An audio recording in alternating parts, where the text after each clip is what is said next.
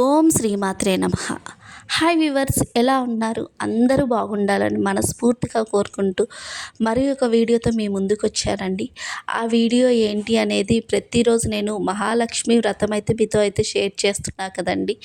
అదేనండి, ఇవాళ అయితే నేను రెండో అధ్యాయము చదవబోతున్నానండి. అది కంటిన్యూషన్ పార్ట్. మీకు ఎలా ఉందో ఒక్కసారి అయితే చెప్పండి. అలాగే స్కిప్ చేయకుండా మొదటి నుంచి లాస్ట్ దాకా అయితే ప్రతి ఒక్కరైతే చూడండి. ఇది మహాలక్ష్మి వ్రత కథ అండి. ఇది విన్నవారికి కానీ ఇలా పూజ చేసిన వారికి కానీ మహా అద్భుతమైన ఫలితాలు అయితే దొరుకుతాయని చాలామంది చెప్పారు.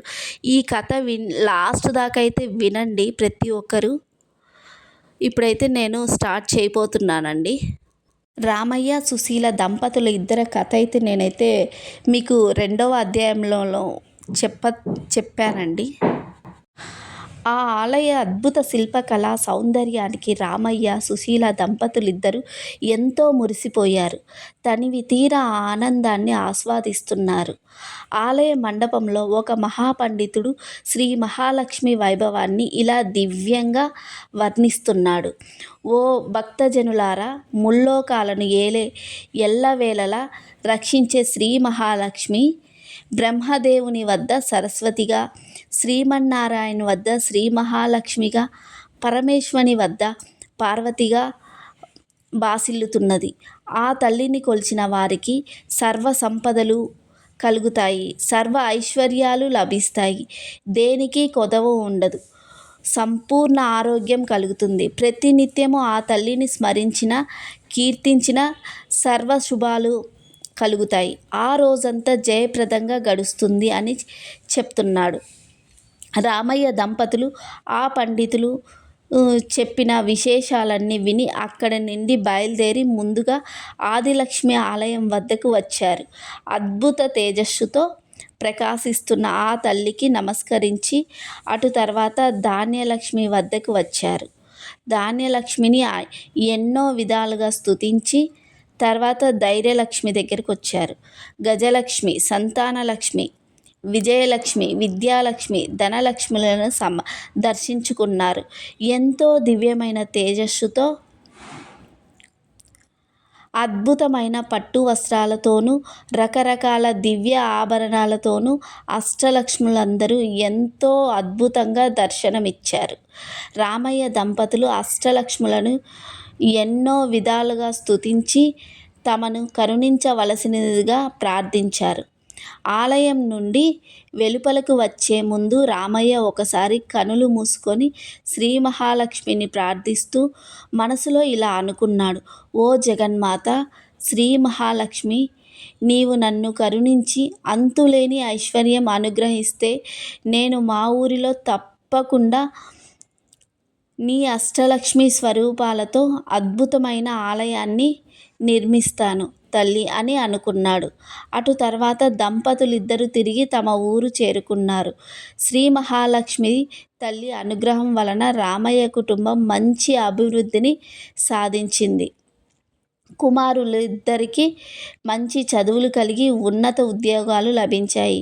కుమార్తెలకు మంచి వరులతో వివాహాలు జరిగాయి. స్నేహితులు కొంతమంది సహాయం చేయగా రామయ్య 2-3 వ్యాపారాలు ప్రారంభించాడు. ఆ శ్రీ మహాలక్ష్మి తల్లి అనుగ్రహం వలన ఆ వ్యాపారాలన్నీ ఎంతో అభివృద్ధి చెందాయి. ఎన్నో లాభాలు వచ్చాయి. చుట్టుప్రక్కల గ్రామాలలో రామయ్య అంతటి ధనవంతుడు లేడని ప్రజలు చెప్పుకునేవారు. ఇంత సంపద రావటంతో తాను ఆ రోజున శ్రీ అష్టలక్ష్మి దేవాలయం కట్టిస్తానని ఆ జగన్మాతకి ఇచ్చిన మాట మరిచాడు. ధన సంపదనలో పడి భగవంతుని స్మరించడం కూడా మరిచాడు. తమకిచ్చిన మాట తప్పినందుకు అష్టలక్ష్ములకు ఆగ్రహం కలిగింది. అంతే ఎంతో వెలిగిపోతున్న ఆ కుటుంబంలో ఎన్నో సమస్యలు రాసాగాయి. ఆదిలక్ష్మి అనుగ్రహం కోల్పోవటంతోనే రామయ్యకు వ్యాపారం మీద పట్టు సడలింది. తన సరుకు అమ్ముడు పోవటం కష్టంగా మారింది. తాను ఎంతో నైపుణ్యమైన సరుకు విక్రయించినా కొనేవారు లేక వ్యాపారంలో నష్టం రావటం మొదలైంది. వ్యాపారాలు ఇలా ఉండగా ధాన్యలక్ష్మి అనుగ్రహం కోల్పోవటంతో పంట సరిగ్గా రాలేదు. అకాల వర్షాలు వచ్చి అంతా నీటిలో కొట్టుకుపోయింది. అటు వ్యాపారం సరిగ్గా లేక ఇటు పంట కూడా చేతికి రాక రామయ్య నానా కష్టాలు పడసాగాడు. ఇది ఇలా ఉండగా ధైర్యలక్ష్మి కూడా అనుగ్రహించటం చేత తనలో ఇన్ని రోజుల నుండి ఉన్న ధైర్యం కూడా సన్నగిల్లింది. వ్యాపారం దెబ్బతిన్నప్పటికీ, పంట కోల్పోయినప్పటికీ మరలా వచ్చే సంవత్సరం పుంజుకొనవచ్చునని అనుకున్నాడు. కానీ ఎప్పుడైతే ధైర్యలక్ష్మి కూడా ఆగ్రహించిందో రామయ్య ధైర్యం మొత్తం కోల్పోయాడు. ఏ పని చేయలేకపోయాడు. ఏదో తెలియని నీరసం రామయ్యను ఆవహించింది. కొన్ని రోజులకు గజలక్ష్మికి కూడా రామయ్యపై ఆగ్రహం కలిగింది. అక్కడతో రామయ్య అప్పుల పాలయ్యాడు. తాను ఉన్న ఇంటిని కూడా తాకట్టు పెట్టవలసి వచ్చింది. ఆ విధంగా అష్టలక్ష్ములైన ఆదిలక్ష్మి, ధనలక్ష్మి, ధైర్యలక్ష్మి, గజలక్ష్మి, సంతానలక్ష్మి, విజయలక్ష్మి, విద్యాలక్ష్మి, ధాన్యలక్ష్ముల ఆగ్రహానికి గురి అయిన వాడై రామయ్య అనేక కష్టాలు పడ్డాడు. చివరికి ఒకనాడు ఇల్లు కూడా అప్పుల వారి పరమై ఒక అద్దె ఇంట్లో నివసింపసాగాడు. ఎంతో వైభవంగా బతికిన ఆ ఊరిలో తాను ఎందుకు కొరగానని బికారివానిలాగా బతకవలసి వచ్చిందని చింతించాడు. ఇదంతా తన పూర్వజన్మ కర్మ ఫలమని తలిచాడు. అంతే తప్ప తాను అష్టలక్ష్ములకు ఇచ్చిన మాట నిలబెట్టుకోనందు వలననే ఇది జరిగిందని గ్రహించలేకపోయాడు. కాలం ఇలా గడుస్తుండగా ఒకసారి ఆ ఊరికి ఒక సాధువు వచ్చాడు. అతడు ఎంతో మహిమ గలవాడని, ఎవ్వరి జాతకమైనా ఎంతో నిక్కచ్చిగా చెప్పగలడని ఊరంతా చెప్పుకున్నారు. ఆ మాట విన్న రామయ్య దంపతులు ఒకనాడు ఆ సాధువు వద్దకు వెళ్ళి తమ పరిస్థితిని విన్నవించారు. వీరి మాటలన్నీ సావధానంగా విన్న ఆ సాధువు కనులు మూసుకొని కొద్దిసేపు ధ్యానం చేసి ఏదో స్ఫురించిన వాడై కనులు తెరిచి రామయ్య దంపతులతో ఇలా అన్నాడు. నాయనలారా, శ్రీ మహాలక్ష్మి అనుగ్రహం కోల్పోవడం వలననే మీకీ గతి పట్టింది. నీవు ఒక్కసారి నీ బంధువు ఊరు వెళ్ళినప్పుడు అక్కడ ఉన్న అష్టలక్ష్మి ఆలయానికి వెళ్ళి ఆ తల్లులందరినీ దర్శించి వారికి ఒక అద్భుత ఆలయం మీ ఊరిలో కూడా కట్టిస్తానని మొక్కుకున్నావు. కానీ ఎంతో ధనం సంపాదించిన తర్వాత నీవు కాలక్రమేణా ఆ మాట మర్చిపోయావు. ఆ తల్లులందరూ నిన్ను అనుగ్రహించడం వలననే నీవు వ్యాపారంలో ఎంతో లాభాలు ఆర్జించడం జరిగింది. నీ పంటలన్నీ ఎంతో ఎక్కువ దిగుబడి ఇచ్చాయి.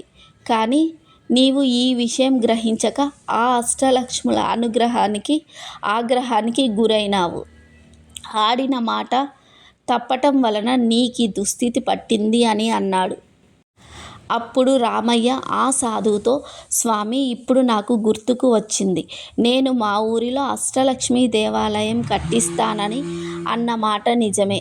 కానీ నాకు ఐశ్వర్యం కలగగానే కానరాని అహంకారంలో పడి ఆ తల్లులకు ఇచ్చిన మాట మరిచాను. ఇప్పుడు ఉన్న పరిస్థితిలో ఎలా తీర్చగలను? ఆ పరిస్థితి నుంచి బయటపడితే ఈసారి తప్పక నెరవేరుస్తాను.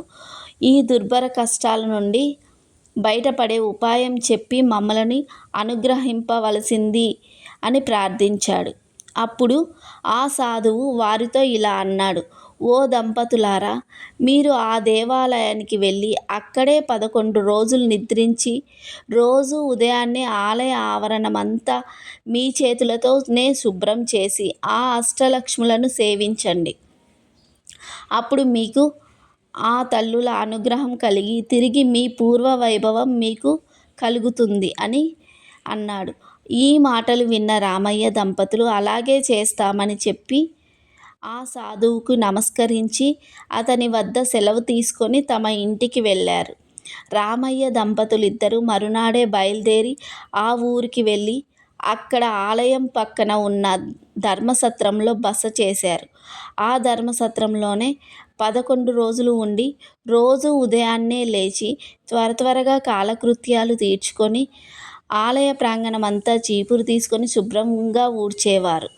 అటు తర్వాత నీళ్లు చల్లి సుశీల మంచి ముగ్గులు పెట్టేది. ఈ విధంగా అష్టలక్ష్ములను 11 రోజులు సేవించిన వారవటం చేత తిరిగి అమ్మవారి అనుగ్రహం పొందారు. తర్వాత తమ ఊరు వచ్చారు. ఆ మరునాడే ఎప్పుడో దేశాంతరాలు వెళ్ళిన ఒక పాత స్నేహితుడు కలిసి రామయ్య దీన పరిస్థితిని తెలుసుకొని ఎంతో బాధపడి తిరిగి ఏదైనా వ్యాపారం ప్రారంభింపవలసినదిగా కొంత సొమ్ము ఇచ్చాడు. ఇది శ్రీ మహాలక్ష్మి అనుగ్రహం తప్ప మరొకటి కాదని ఆ దంపతులు తలిచారు. ఆ జగన్మాత అనుగ్రహంతో కొద్ది రోజులలో వ్యాపారం ఎంతో అభివృద్ధి చెందింది. ఆ లాభాలతో మరొక వ్యాపారం ప్రారంభించి దానిలోనూ ఎన్నో లాభాలు గడించాడు. వచ్చిన సొమ్ముతో తిరిగి సొంత ఇల్లు కట్టుకున్నాడు. 2 ఎకరాల పొలం కొన్నాడు. ఆ అష్టలక్ష్ముల అనుగ్రహంతో ఆ సంవత్సరం పంటలు బాగా పండి ఎంతో ఆదాయం లభించింది. 2 సంవత్సరాలలో పోగొట్టుకున్న దానికంటే ఎక్కువ సంపాదించాడు. ఇక ఏమాత్రం ఆలస్యం చేయకూడదని తలచి పండితులను పిలిచి శ్రీ అష్టలక్ష్మి ఆలయ శంకుస్థాపనకై శుభముహూర్తం నిశ్చయించాడు. శ్రీ మహాలక్ష్మి అనుగ్రహంతో ఆలయము కొద్ది కాలంలోనే ఎంతో అద్భుతంగా నిర్మితమైనది. Thank you for watching.